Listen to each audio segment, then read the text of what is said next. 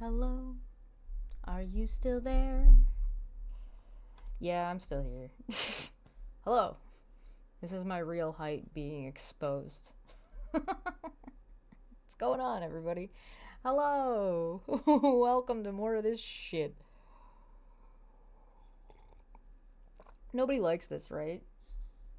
Like, everybody's on board that, like, this again, we thank our furry compatriots, the people who leaked this document. But, like, we all did get the pop-up in the top corner, right, that said, like, everyone disapproves. Like, we got that right. Like, nobody's happy about this nonsense, correct? So, when I last rage quit, I've been streaming for 2.5 hours reading this piece of shit document, and we were partway through chapter 11, so I am going to reread a little bit. We were technically on chapter 381, but I'm going to start partway through, not chapter, page 381 in the PDF, which is linked below if you want to follow along at home or, need the document for whatever reason. But yeah, here it is. Isn't it in all of its horrific glory? So I'm just gonna roll back, start on partway through page 380, and then continue from there because that's just what makes sense to me. Maybe I'll fix the camera. Maybe I won't. It's fine. I like being down here. This is perfect for me. This is my natural habitat. Members of Congress should design the same account system for students in active... Oh, right. They were getting everything about education wrong. Got it. And just lying about in facts. For students in active duty military families, including students attending schools that receive funding under National Defense Authorization Act, NDAA. Heritage Foundation research found that even if 10% of the students eligible for accounts under such a proposal transferred from an assigned school to an education savings account, the change for the sending district would be 0.1% of that school district's K-12 budget. Even in heavily impacted districts with large number of students receiving impact aid, the budgetary effect would be less than 2%. Yeah, but 2% doesn't mean anything if we don't know what the percentage overall is what we're talking about. We don't know what the numbers are. They don't know what the numbers are. They just said that even a large number, like whatever a large number means. Yet these children would then have the chance to receive a customized education that meets their unique needs. As with state ESA programs, families who are homeschooling are distinct in statute from families who use an ESA to customize an education at home. Furthermore, the research from Claremont Institute used documents provided by a whistleblower demonstrating how educators at Department of Defense schools around the world are using radical gender theory and critical race theory in their lessons.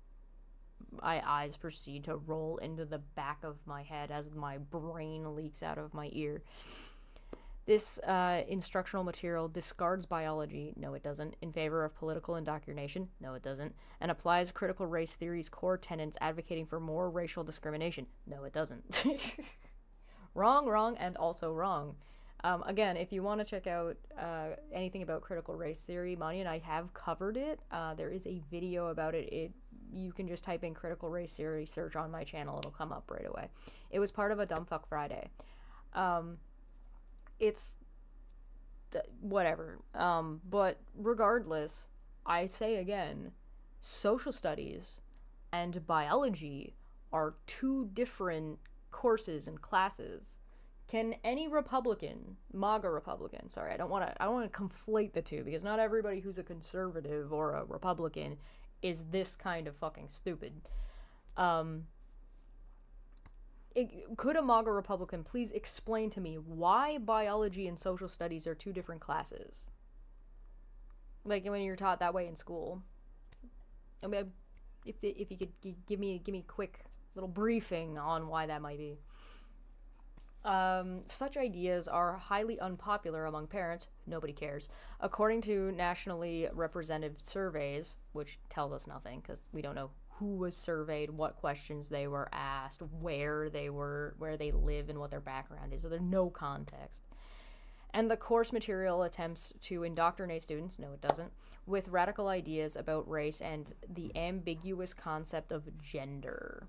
Okay, so if you're going to use the word indoctrination, you actually have to, define what you're dealing with. Like, what's the difference between education and indoctrination? And I think that's a reasonable question to ask. And I can see where people get those two things conflated because, it can be a little bit of a fine line. I recommend checking out Chris Shelton's channel if you want to learn more about indoctrination. He talks about it a lot in his coverage of cults and particularly Scientology. He has done a little bit of content about politics, but I definitely recommend checking his stuff out about indoctrination. It is definitely worth listening to. If you don't want to go all the way to his channel, which I definitely recommend that you should, he has been on my channel discussing cults in the past, so you could always check him out here. Where was I? Right. The ambiguous concept of gender. Well, at least they admit that gender is ambiguous. And a concept. Whoops. Finally, schools on tribal lands and under the auspice of the Bureau of Indian Education, or BIE, are among the worst performing schools in the country. Research from Rep. Burgess Owens' office report that the graduation rate for BIE students is 53%, lower than the average for Native American students in public schools around the country, and nearly 30% points lower than the national average for all students. In 2015, Arizona lawmakers expanded their state's education savings program to include children living in tribal lands. By 2021, nearly 400 Native American children were using the accounts. Did that improve their test scores? Because earlier in this part of this document, they explained that more money didn't equal better results. And now they're talking about how expanding these programs, and they're implying that using these accounts for these children helped them do better in school, which completely flies in the face of what they said earlier. But this document is not capable of not contradicting itself. Federal officials should design a federal education savings account option for all children attending BIE schools. The next administration should make K-12 systems under federal jurisdiction examples of quality learning opportunities and education freedom. Washington should convert some of the lowest performing school systems in the country into areas defined by choices, creating rigorous learning opportunities for... Why is the word rigorous there? Rigorous doesn't make any sense to be there. That's ChatGPT rearing its ugly head. For all children and from all backgrounds, income levels, and ethnicities. Expand education choice through portability of existing federal funds. Setting education policy on the right track long term would require sunsetting the U.S. Department of Education altogether. Why would we need a federal standard for education purposes? Don't know. Couldn't tell you.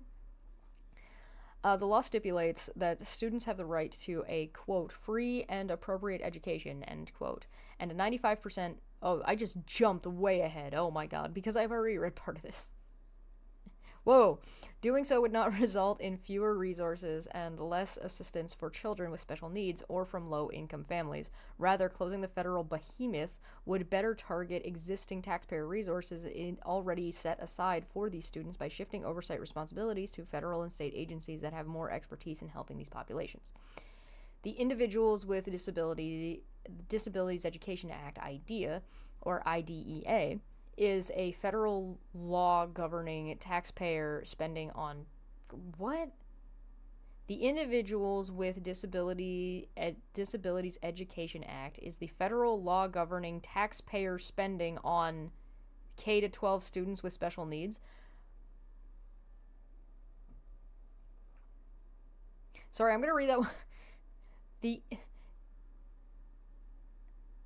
The Individuals with Disabilities Education Act is the federal law governing taxpayer spending on K-12 students with special needs. Okay, sorry, the way that sentence is structured so they're saying IDEA is a federal law that is dictating where the taxpayer spending from K-12 students goes for for people with disabilities. Okay. Sorry. I'm sorry I got that the sentence structure of that, like, really confused me. The law stipulates that students have a right to a, quote, free and appropriate education, and 95% of children with special needs attend assigned public schools. The education is not always appropriate, however. Special education is fraught with legal battles. Some argue that the education of children with special needs is a more litigated area of K-12 education. Well, is it or not? Is it, or do some people just argue that? Because some people argue anything. You can argue anything. Anybody could argue anything. Like this.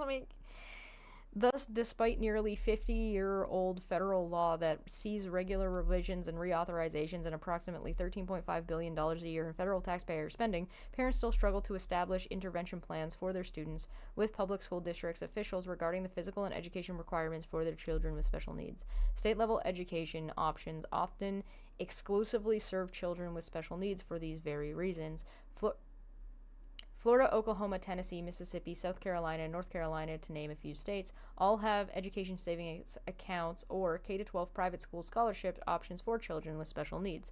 Federal lawmakers should move IDEA oversight and implementation to the U.S. Department of Health and Human Services. Officials should then consider revising IDEA to require that a child's portion of the federal taxpayer spending under the law be made available to families so parents can choose how and where the child learns. IDEA already allows families to choose. This is like being like, hey, we want all of our special needs children to be taught at the Ark Museum. I feel like that's the result of this. Yeah, when I turned my camera on today, it was kind of tilted up, so I just kind of left it. IDEA already allows families to choose a private school under certain conditions. Then what are we changing? But federal officials should update the law so that families can use their child's IDEA spending for textbooks, education, therapies, personal tutors, and other learning expenses, similar to the way in which parents use education savings accounts in states such as Arizona and Florida. These micro-education savings accounts would give the families and children with special needs approximately $1,800 per child to help meet a child's unique learning needs. I mean, I don't hate that idea, but that is putting more money in education. Which is what they've been arguing against. Hello. Members of Congress and the White House should consider a similar update to Title I of the Elementary and Secondary Education Act, ESEA. But I don't know why giving an extra $1,800 per child requires you to get rid of something else. Like, why don't you just give them that? Title I is the largest portion of federal taxpayer spending under this federal education law, and the section provides additional taxpayer resources to schools or groups of schools in lower income areas. Federal taxpayers committed $16.3 billion to Title I in fiscal year, which again, they didn't put fiscal year in brackets or anything because they keep switching all the time. Fiscal year 2019, spending that is dedicated to students in low-income areas of the U.S. per student. This spending amount is more than $1,400 for a child in a large city and approximately $1,300 for a student in a home in a remote rural area. Research finds, though, that this enormous investment has not produced positive results for children in need. The achievement gap between children from the highest to lowest incomes deciles has not improved over the past 50 years. But that's not true. You already showed us the points going up and then just going down during COVID, because of course they went down during COVID.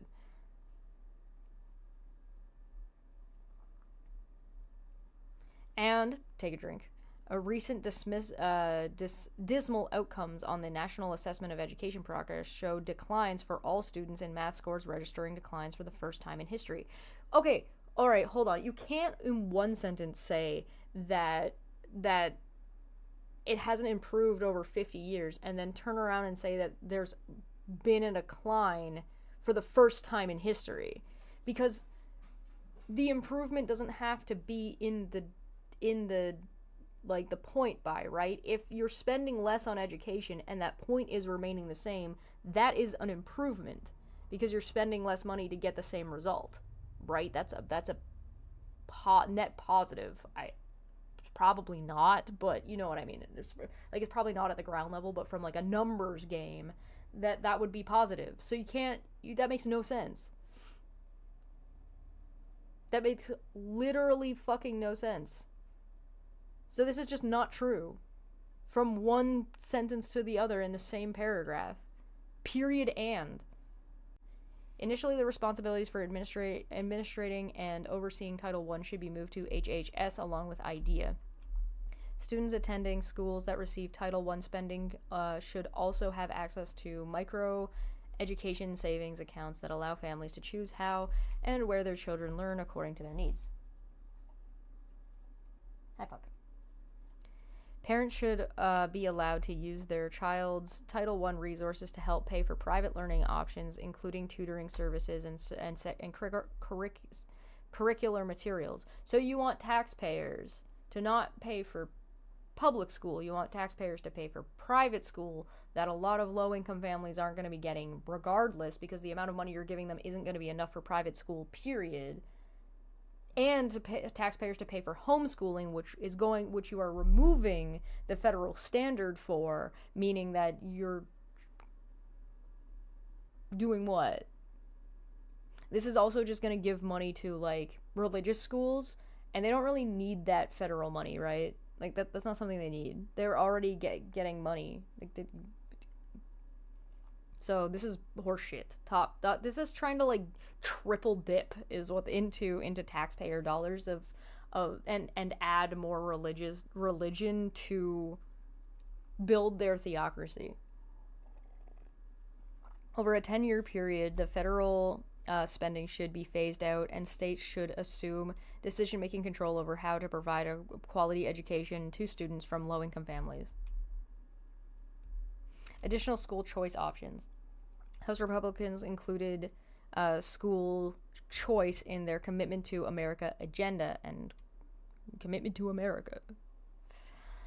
Though actions by state lawmakers are essential, and any federal policy should be strictly designed so that they do not conflict with state activities, Congress should consider school choice legislation such as the Educational Choice for Children Act.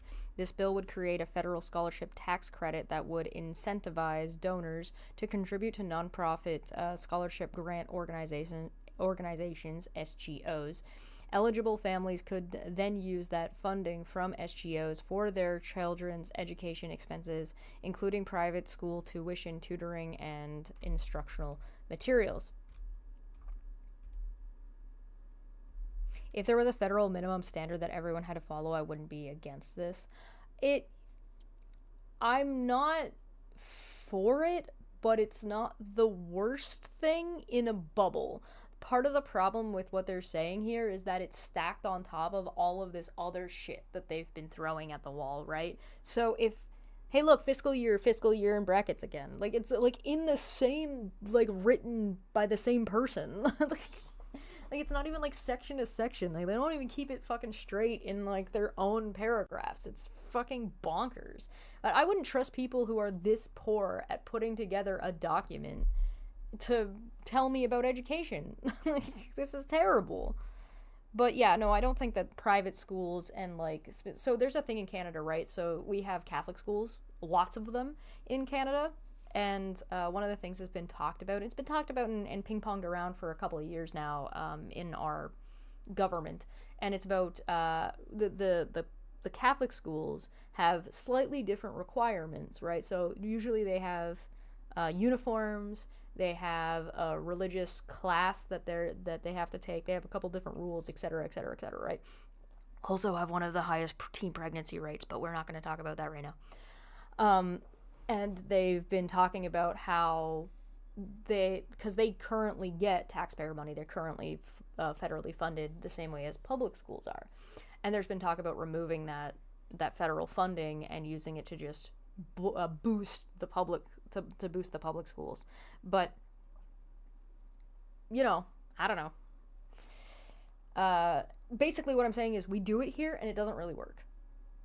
And as much as I'm saying that as an atheist, that maybe that shouldn't be something that's going on. A lot of Christians that I know agree with that. It's not like it's just like, oh, religious people versus religious people or anti-religious people, because it's not about the religion or the belief of God. It's about that, why is this private institution that has additional rules that do not match with our federal standard getting federal money? Like, it doesn't make any sense. I mean, they still have to follow certain federal rules, but they get to do like some finagly stuff, and it's like, maybe don't. Anyway, additional K-12 reforms. Allowing states to opt out of federal education programs. States should be able to opt out of federal education programs such as Academic Partnerships Lead Us to Success, or A+, or APLUS Act. Much of the red tape and regulations that hinder local school districts are handed down from Washington. This regulatory burden far exceeds the federal government's less than 10% financing share of K-12 education. In the most recent fiscal year 2022, states and localities financed 93% of K-12 education costs, and the federal government just 7%. That 7% share should not allow the federal government to dictate in state and local education policy. Yeah, they just want to remove the federal standard. To restore state and local control of education and reduce the bureaucratic and compliance burden. And see, there's your problem, the compliance burden. Congress should allow states to opt out of the dozens of federal K-12 education programs authorized under the Elementary and Secondary Education Act, and instead allow states to put their share of federal funding towards any lawful education purposes under the state. Would you do that with hospitals? If hospitals were like, hey, listen, you have to have this much birth in your hallways to, like, for a safety measure, and like that's dictated by the federal government, and the hospital just went, nah. nah, we're gonna have super narrow hallways.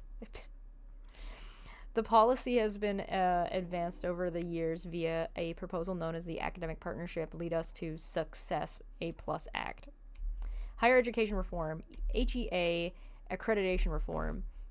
Congress established two primary responsibilities for the U.S. Department of Education in the HEA. One, to ensure the administrative capacity for and financial responsibility of colleges and universities that accept Title IV funds, and two, to ensure the quality of those institutions. Congress did not endow the Department of Education with the authority to involve itself in academic quality issues relating to colleges and universities that participate in Title IV student aid programs.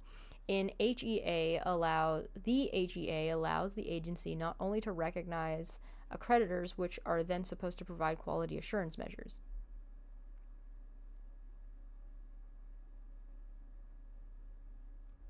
Unfortunately, the Biden administration has followed some of the sentence structure in this is like, it's one of those things where it's like, I think this might be technically correct, but this doesn't make any sense. The way this is worded is just not, it's unnatural.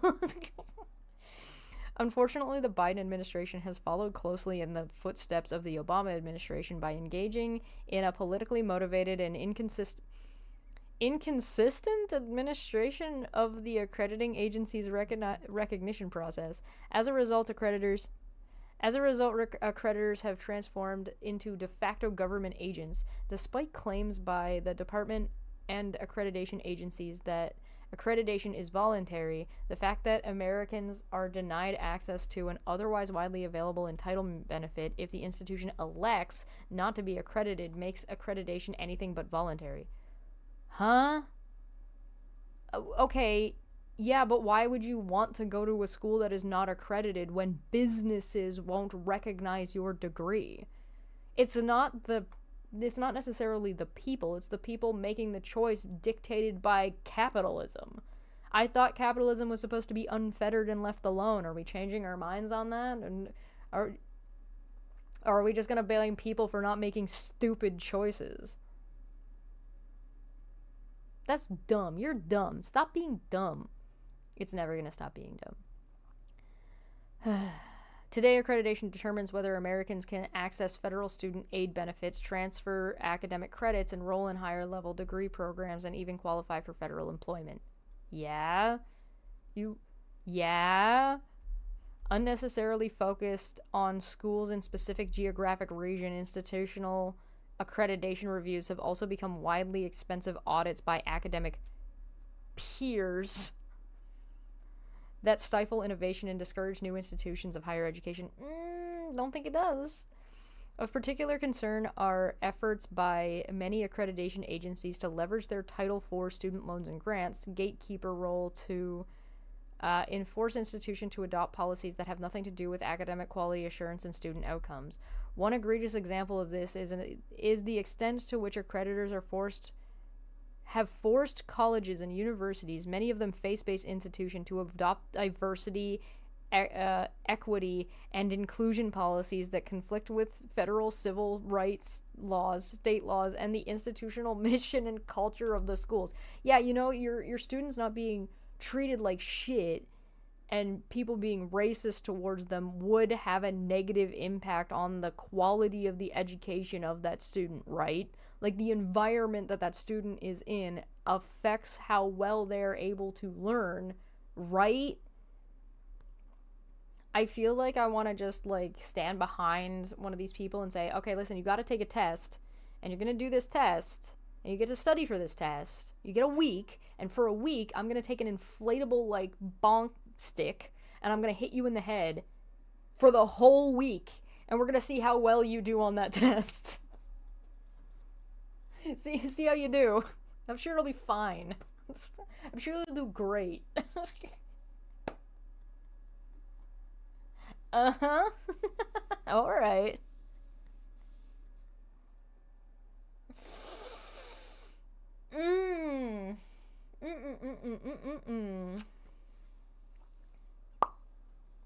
Sure.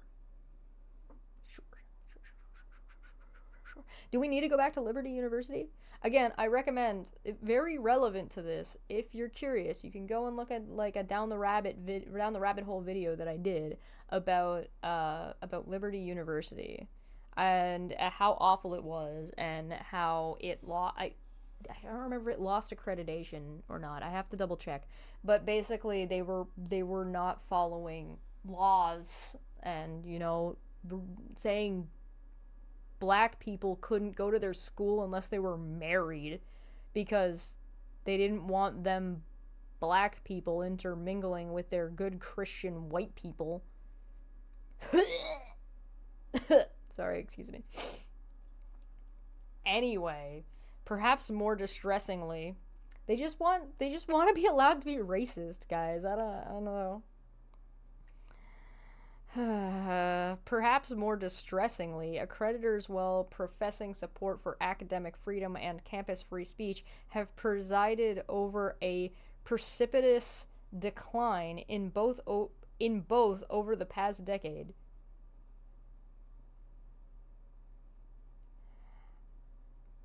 If your school doesn't want to follow the rules and the standard, they're not going to be accredited. Because you're not following the rules or the standards. It's not hard. Like, you do realize that you could then just have a school that's like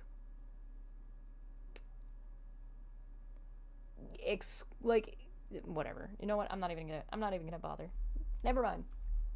See last video where I went on a rant about this. Despite maintaining criteria that demand such policies, accreditors have done nothing to dampen the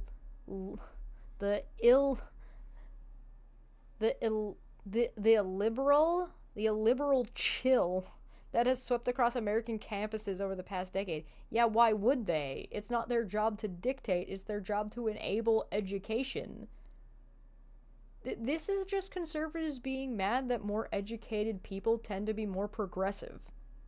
For obvious reasons, because you have to be stupid to be a bigot. You have to be stupid. The current system is not working.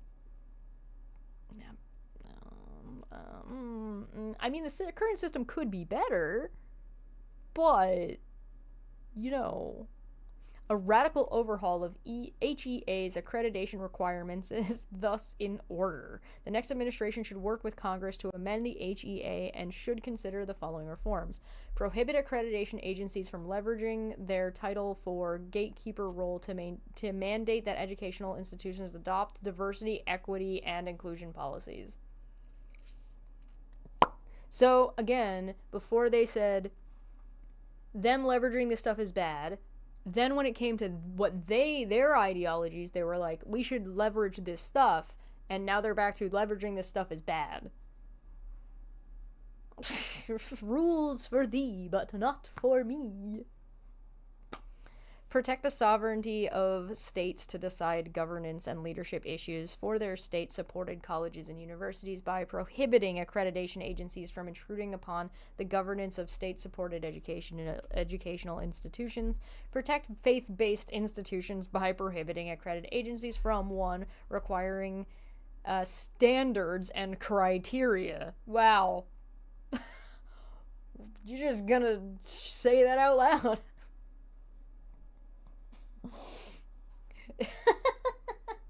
Yeah, because why would faith-based institutions need things like standards and criteria?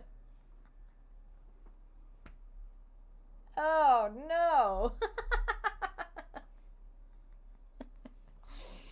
That undermine the religious beliefs of or require policies or conduct that conflict with the religious mission or religious beliefs of that institution, and 2, intruding on the governance of colleges and universities controlled by religious organizations. Yeah, if the KKK wants to lynch black people, they should just be allowed to do that. And should get federal funding to teach other people how to do that. What the fuck?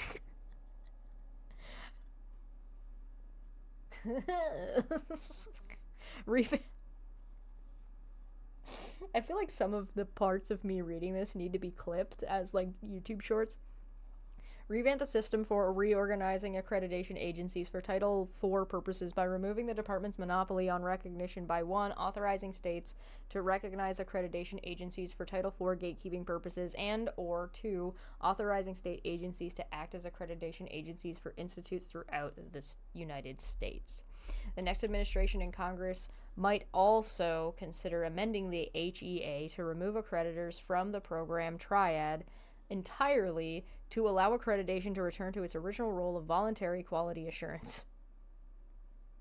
Why should it be voluntary? Why shouldn't it be required? I almost feel like, why would you even allow education programs to exist that haven't been accredited?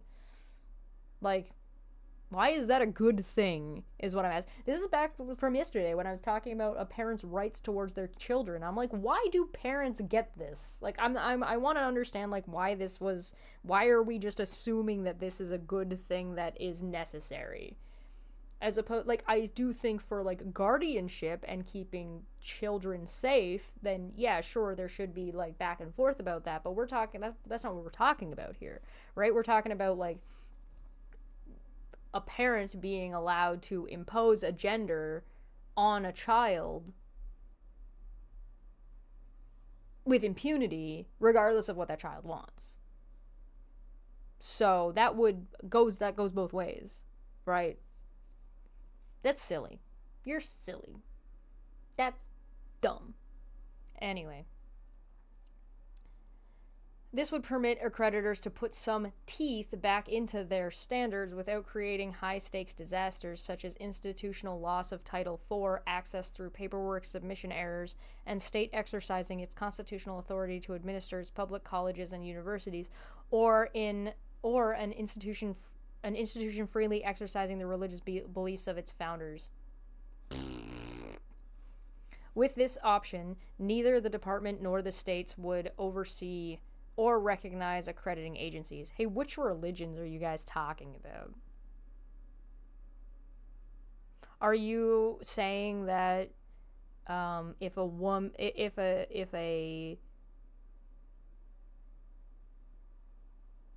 I don't know, Sikh school opened up, or a Muslim school opened up, or Islam opened up, and they had a requirement that they could enforce regardless of the belief system of the person there, they would be accredited and get federal funding to force people.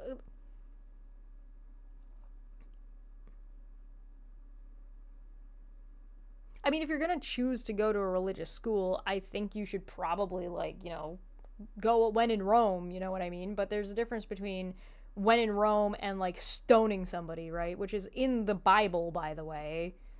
Like, would it be okay for, like, a school would maintain its federal funding and its accreditation if teachers were stoning female students because some dude looked at her wrong? Like, her skirt was too short, so they called her a whore and stoned her to death, and, like, that would be okay. That would be, like, you get federal funding to do that? You're insane. You're insane. The department's role would be limited to evaluating. With this option, neither the department nor the states would oversee or recognize accrediting agencies. The department role would be limited to evaluating the institution's compliance with federal accounting requirements pursuant to evaluations conducted by appropriately credentialed auditors who have no conflicts of interest in performing a review paid for by the federal agency charged with overseeing compliance, not the institutions being rewarded. By the way, the reason I use, like, Muslim religion, like Islam as an example, is not because I think Islamic people do that. It's because these people think Islamic people do that. Or would do that. So here's the thing, too, right? Like, Scientology is currently recognized as a religion. So if Scientology opens a school, they're going to be allowed to torture people because they torture people.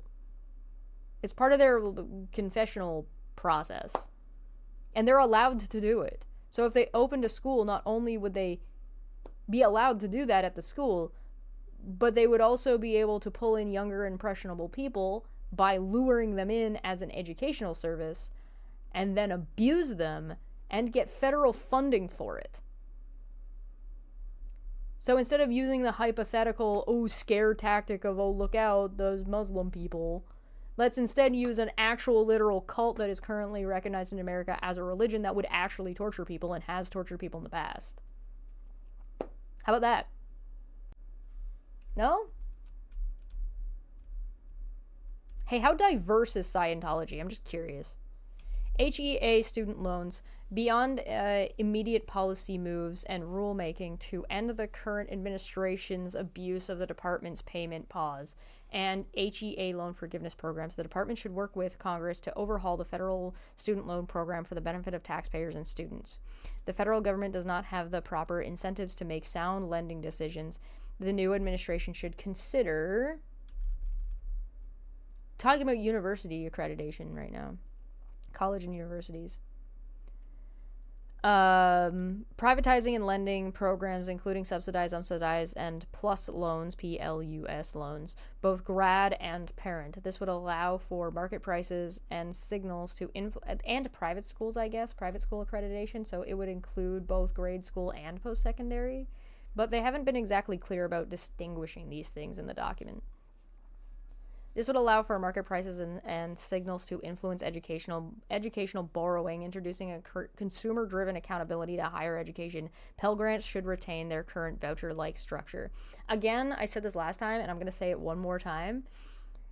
If students have paid back the principal, they should only ever be then required to pay a percentage of that initial principal, and it should never really be any higher than that. That would be a really easy way to handle this out of control inflation and, what's the word I'm looking for? Brain. Starts with an I. The percentage that you get that you have to pay back of a loan. What's it called? Help. Help. Fuck. My brain is stuck on insurance. It's not insurance. Inflation, insurance, investment. Nope, I don't know what the word is. What's the word?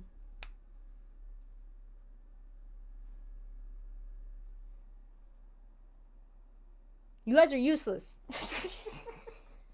What's the fuck? Interest. It's interest. Interest. I got it. Interest. Yeah, Gord caught me. Thank you. Thank you. Interest. This out of control interest rate that where most of the students, and again, this is just a misrepresentation of what like millennials and younger people that are getting these loans for school are not paying their loans back. That most of them are either in the process of or have already paid back the principal loan. They've already paid back their loan. It's the interest rate and the inflation rate being such a fucking goddamn problem that there's no that people have paid back their principal and now they're just owing more money than the principal amount to like the nth degree that they've already paid off, and it's just not reasonable. So the loan forgiveness isn't even actually forgiving the loan, it's forgiving the interest, because the interest got out of control due to inflation and due to dysregulation, right? Or deregulation in some cases. And so like just trying to represent it as if it's like, oh, it's just a giant handout from the government for these people that are being irresponsible with money is just not true.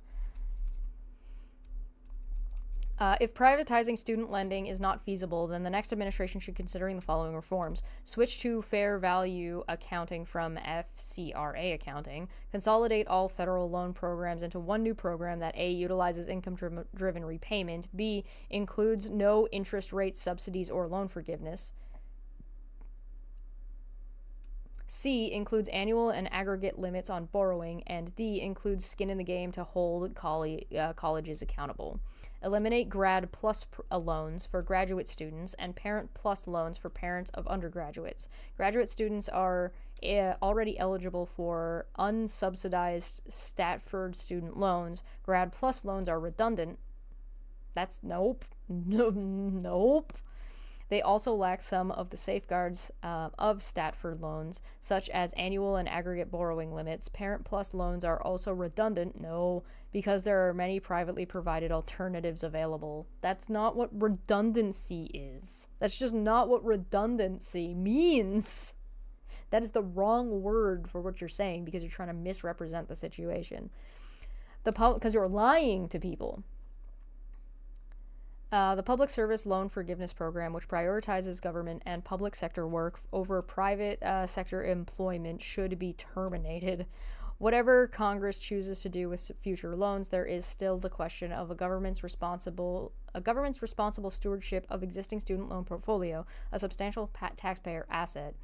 The current administration has recklessly engaged in a policy fetish of forgiving and canceling student loans with abandon. A policy fetish? Are you... Again, I feel like this is ChatGPT coming back to haunt us. Oh boy. Oh boy. The next administration... Why do they gotta sexualize everything in weird ways? The next administration should... Republicans are... MAGA people are fucking weird, dude. The next administration should work with Congress to amend the HEA to ensure that no administration engages in this kind of abuse in the future. Specifically, the new administration... Hey, don't kink shame them. The next administration... the new administration should urge the Congress to amend the HEA to abrogate or substantially reduce the power of the Secretary to cancel, compromise, discharge, or forgive the principal balances of Title IV student loans, as well as to modify in any material way the repayment amounts or terms of Title IV student loans. I mean, that's the other idea too, right? The other idea is to say that we're going to forgive the principal amount and you still need to pay back the interest. And in that case, you're still really not forgiving much of anything because for, again, the majority of people, they've already paid back the principal. So they're just paying the principal again and again and again and again. Whatever.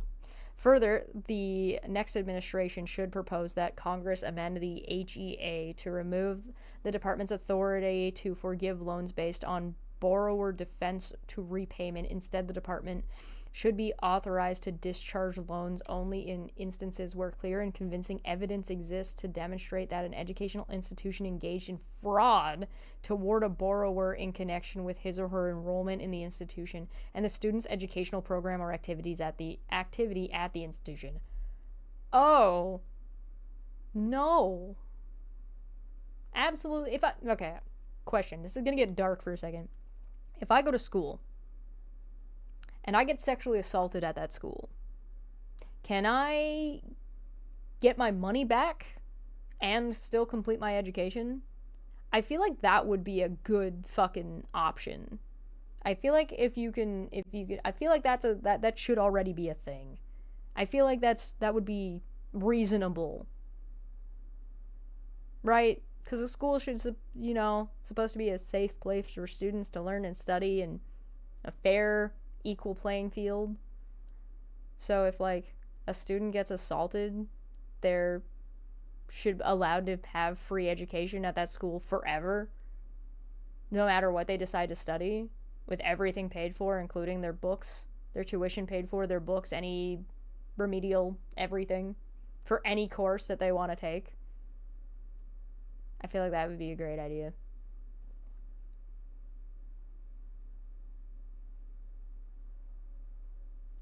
Fucking Liberty University go out of business. Oh no, what a shame. Cap indirect costs at universities. Currently, the federal government pays for... I mean, it would make the schools give a shit if assault is happening on their campuses, right? Currently, the federal government pays a portion of the overhead expenses associated with university-based research, known as indirect costs.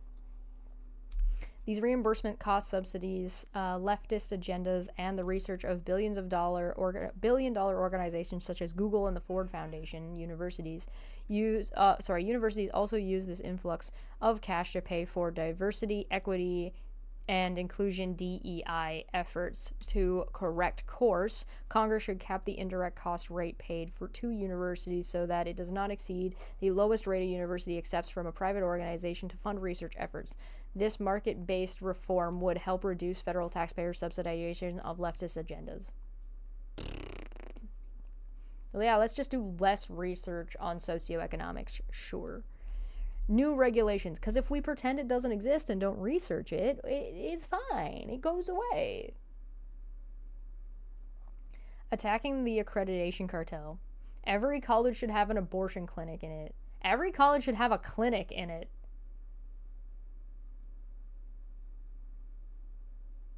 Attacking an accreditation cartel. Right, it's a cartel, I forgot.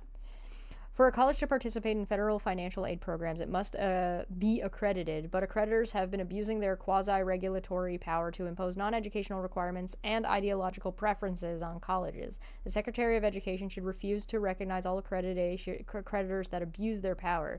New accreditors should also be encouraged to start up. Confronting the Chinese Communist Party's influence on higher education. According to media reports, more than 100 universities in the U.S. received nearly $100 billion in gifts and grants from China-based sources between 2013 and 2020. Much of this money derives from Chinese Communist Party and its proxies. The next administration must... Oh, but you're mad at students protesting the genocide and protesting universities that they're paying for, using their money to help Israel? That's not okay, but this is okay. Reverse the Biden administration's refusal to enforce Section 117 or 117 of the HEA, which directs colleges and universities to report gifts from and contracts with sources outside the United States worth $250,000 or more. Investigate post-secondary institutions that fail to honor their Section 117 obligations and make appropriate referrals to the DOJ. Work with Congress to amend the HEA and tie the HEA's foreign source reporting requirements to an institution's ability to receive federal financial assistance, particularly participation in programs funded under Title IV and Title VI of HEA. Hey, listen, I agree that where money is moving and where money is flowing and the flow of money should be as transparent as possible. So, that's fine by me. allowing competency based, at least the make it available, like publicly available information part, which they didn't actually say. They just said it needed to be reported, not that it needed to be publicly available information. But I feel like if you're a public school or you're getting any kind of federal funding, all of your transactions, all of your finances, all of your bills, everything should be publicly available information. Allowing competency based education to flourish. Competency-based education is a promising approach that could provide a high-quality and affordable education to many students. Since the credit hour, which measures the time in the classroom, is inappropriate for such programs, the direct assessment method was introduced to allow competency-based programs to participate in federal financial aid programs. However, overregulation has hampered the usage of direct assessment, with the leading competency-based university choosing to instead convert their courses to accrediting hours for compliance purposes. One of the leading obstacles is the requirement that courses, quote, include quote, regular and substantive, end quote, interactions between faculty and students. New regulations should clarify the definition and requirements of regular and substantive interactions for competency-based education as well as for online programs. I mean, oh, sure, I guess. Fine. This thing is pure evil. Yes, Frank. Yes, it is. This thing is horrible. This is the implementation of this is an attempt to circumvent the Constitution, to install a Christian theocratic demagoguery that ends up being a dictatorship / monarchy. Are you guys ready for Ivanka Trump to be the next princess of America and the next queen? Ooh.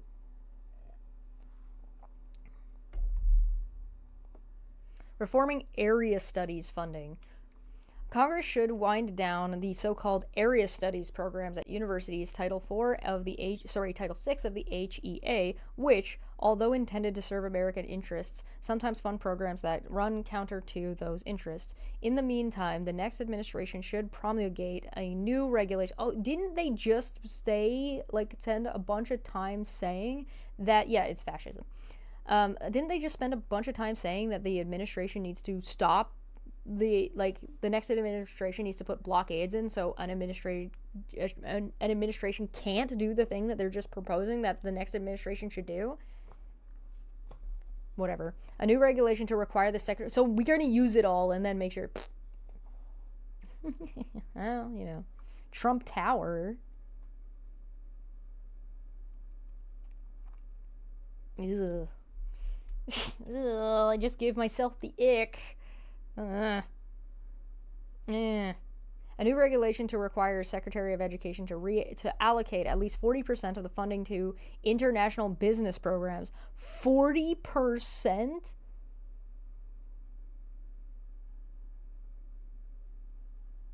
That's a lot.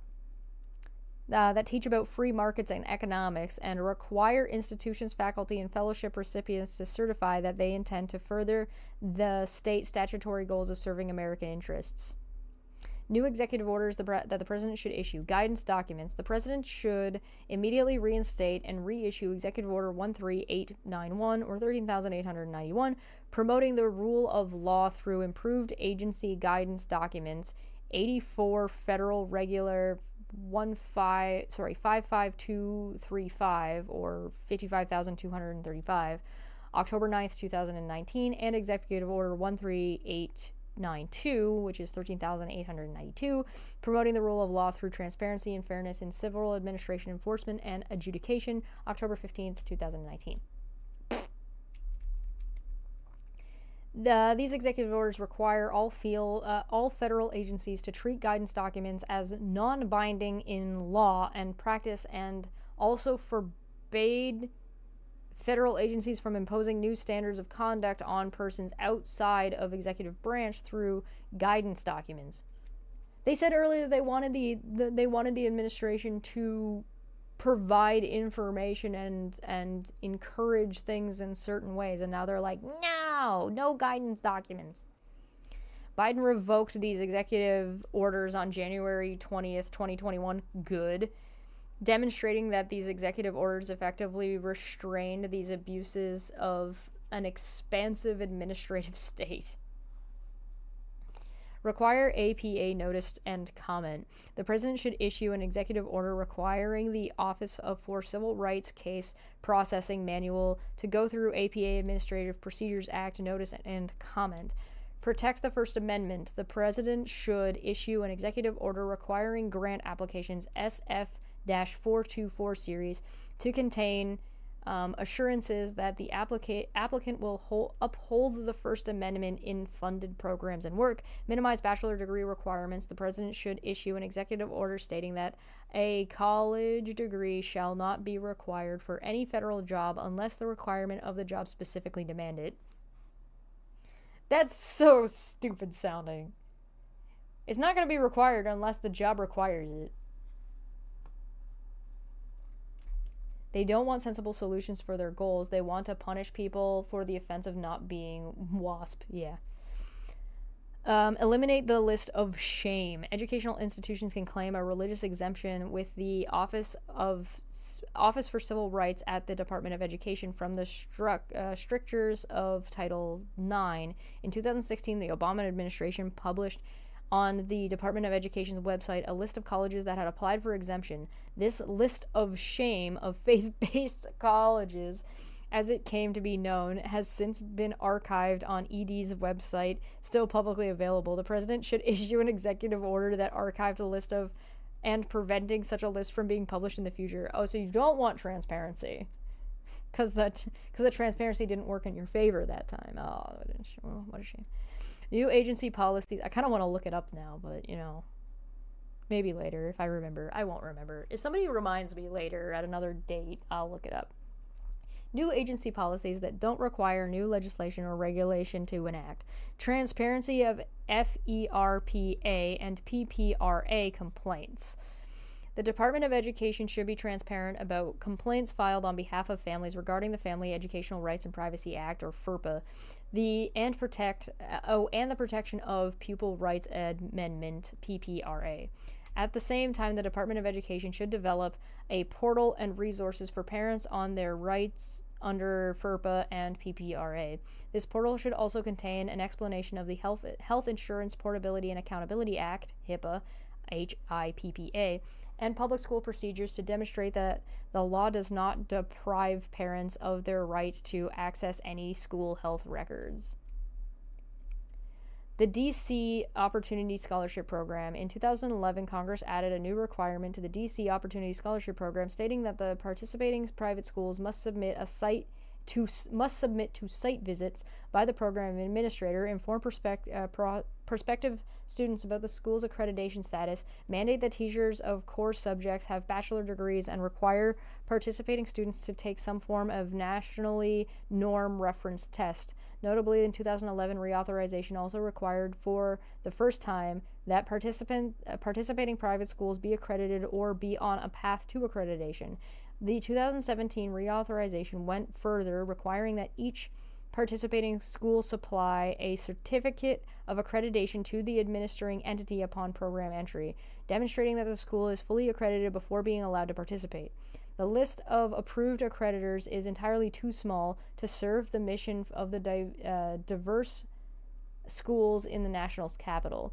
Although the accreditation regulations should be removed entirely by Congress, in the meantime, the next president should issue an executive order expanding the list of allowable accreditors. Again, we're back to just turn it off. Just turn it off. Turn everything off. And stop everything. Dear God.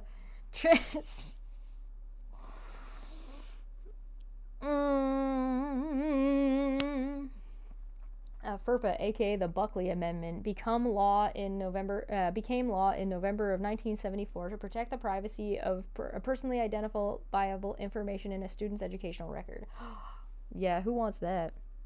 Transparency around program performance and DIE influence. Didn't you just say you wanted an order that said no list like this could ever be made again, and now you're like, we want a list? The next president should issue a series of executive orders requiring an accounting of how federal programs/grants spread DIE, CRT, and gender ideology. A review of outcomes for Gear Up, GEAR space UP, and the 21st century grant programs. Again, we're asking reviews and turn everything off until it works the way we want it. Until we are allowed to make it everything, like all of our stuff. Fuck the American people and their choices and freedoms. Just do whatever we tell you to do because we're dictators. The reissuing of the report on school safety from 2018 with an updated information. The release of a report to Congress on how to consolidate the department and trim non-essential employees. A report on the negative influence of action civics on students' understanding of history and civics and their disposition towards the United States. We would hate for students to know history. An update of the Coleman Report to show the impact of family structure on student achievements, a full accounting of CARES Act education expenditures, and a report on how many dollars make their way to the classroom in every federal education grant program. Bro, who is doing all of these reports? The list should reflect their priorities, not libtard priorities. Duh. It's fine when they do it because they can't be wrong. What's hard to understand about that? I don't know. Pursuant I don't know why I'm not on board with whoever wrote this atrocity. And again, I mean from like a grammatical, word usage, bloated piece of shit, inconsistent, self-contradictory, formatted like an absolute piece of trash document telling me how to educate people. This person doesn't seem like they fucking passed grade 8. Pursue antitrust against accreditors. The president should issue an executive order pursuing antitrust against college accreditors, especially the American Bar Association or ABA. Yeah, I can't imagine the Trump administration wanting to go after lawyers. CARE Act, or the Coronavirus Act, Relief and Economic Security Act, is a $2.2 trillion economic stimulus bill. Ooh, hello. New policies, regulations that require coordination with other agencies and or the White House. The department must coordinate any rulemaking with the White House, the Office of Management and Budget, OMB, DOJ, and other agencies that share responsibility with the department in the administration or enforcement of statute, such as Title 6 and 9. Moreover, regarding regulation arising under civil rights laws administered by the department, Executive Order 12550 or 12550 requires the Attorney General to approve final regulations. The Assistant Attorney General for Civil Rights must approve notices of proposed rulemaking.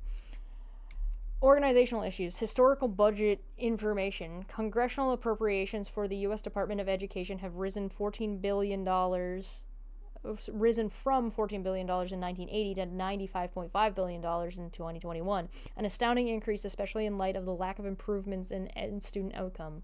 Forget about the lack of improvements. We already debunked that that's bull. Your own document already debunked that as bullshit. That is a big amount of fucking inflation, though. Maybe the inflation needs to be dealt with. Maybe the inflation problem that's affecting everybody else is affecting the government. Recommend budget cuts, shifts, and augmentations, if any. Transferring most of the programs at the U.S. Department of Education to other agencies and eliminating duplicative and ineffective programs would yield significant taxpayer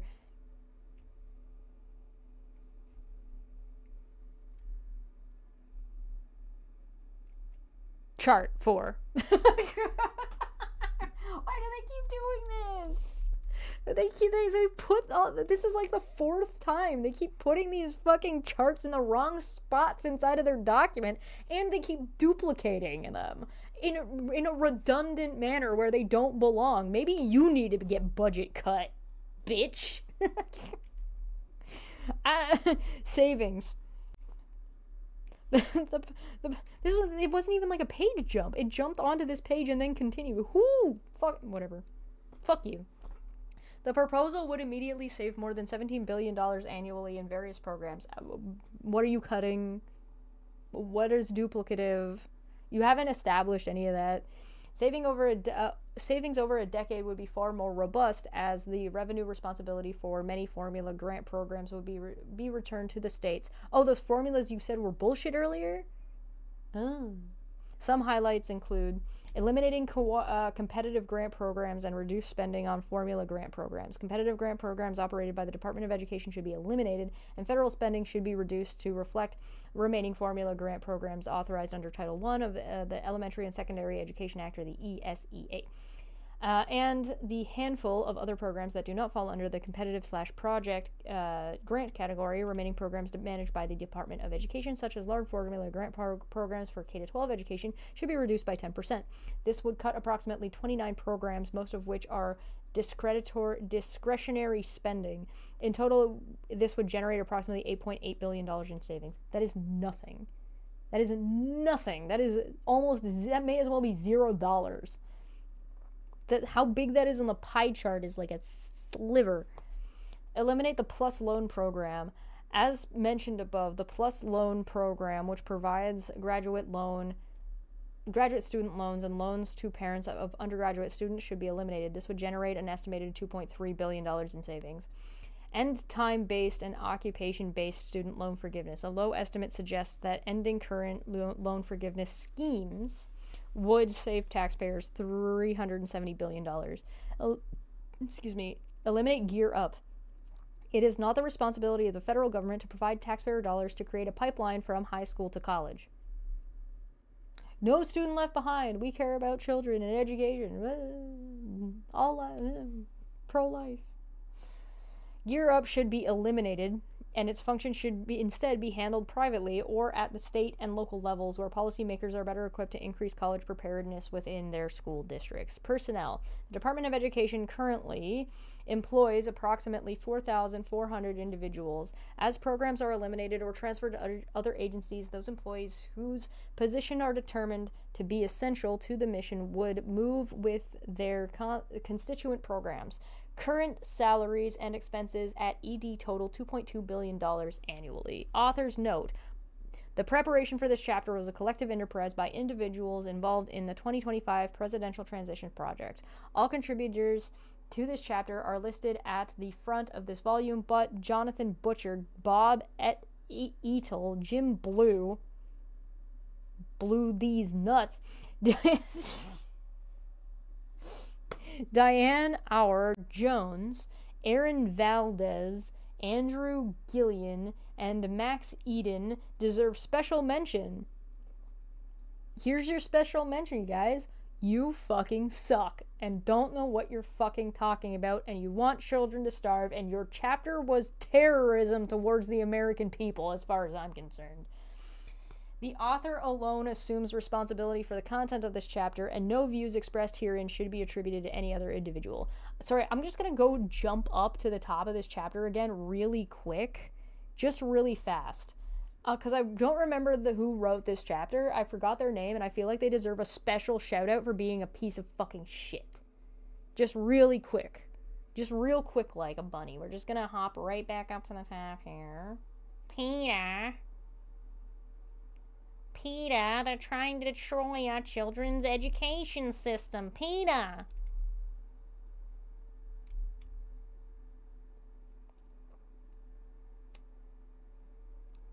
I love how this document is so, like, laggy. Alright, please vote on my Lois Griffin impression. Good or bad? Please type yes or no, Y or N in the chat. Thank you. I just want to go to the top of this real quick. Just, oh my god. It's so slow. It's so slow. Nah, charts. Put in the wrong spots. Come on. Here we go. Lindsay M. Burke.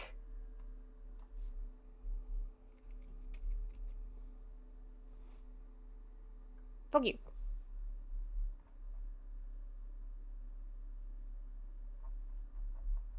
Super duper fuck you. So I'm just gonna scroll through this really quick. Final thoughts. I think that this document and the authors of this document deserves to be burned. I don't think that anybody who wrote, wow, that was it? All they had was 1 page of fucking citations? Oh my god. Oh no. Alright. Short answer. I think this document deserves to be burned at the stake. I think it's been drawn and quartered. I think that it has been found wanting. I think the authors are useless fucking people who seemed like they would fail. Like, they are not smarter than a 6th grader. They would fail. I believe that this is terrorism and an assault on the Constitution. I believe that this is an assault on the American people, particularly the people targeted so far in this document, and we're on page 395 in the PDF. 395. The people that this has attacked has been the working class people. It has been every minority. It has attacked women. It is particularly targeted First Nations peoples, or I guess Native Americans, I think, in America.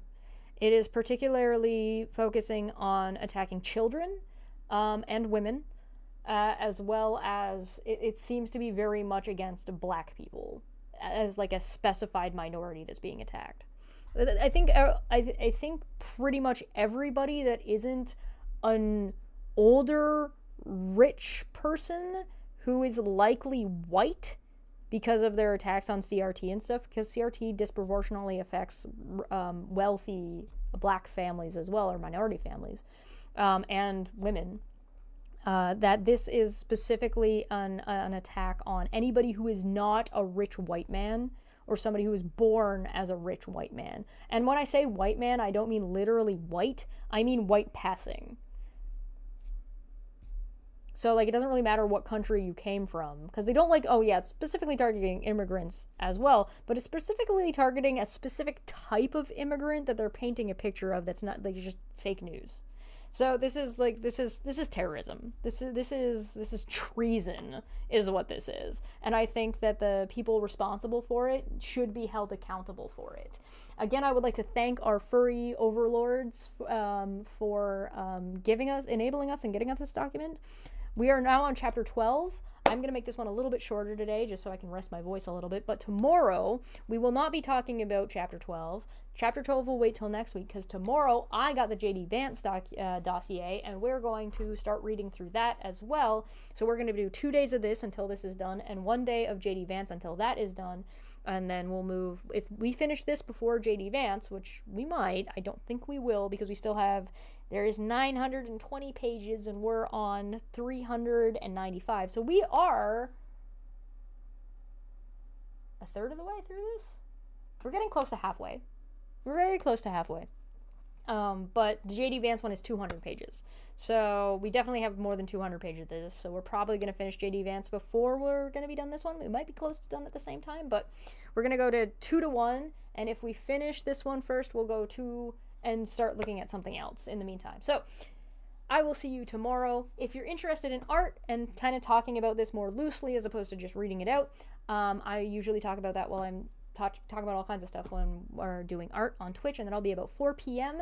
And we usually go for 2 to 3 hours. And then after that, if you're more interested in some evening stuff, I will be playing Supermarket Simulator, where I am going to be building the best supermarket. We are going to praise capitalism and become the most dystopian supermarket you've ever seen in your life. So if you are interested in Mert Mart, come and join me for some Mert Mart.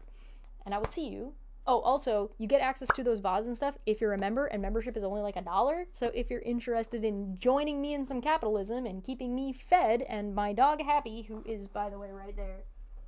Hi, buddy. Consider becoming a member. Enjoy all yours. Thank you so much for supporting financially and by liking and sharing and all that fun stuff. And I will see you later today or tomorrow here on YouTube. Thank you so much for joining me. I'm going to get out of here. Goodbye. See seriously, that green tea yesterday saved with the honey in it, literally saved my throat. The fact that I'm even able to talk today is goddamn insane to me. I can't believe it.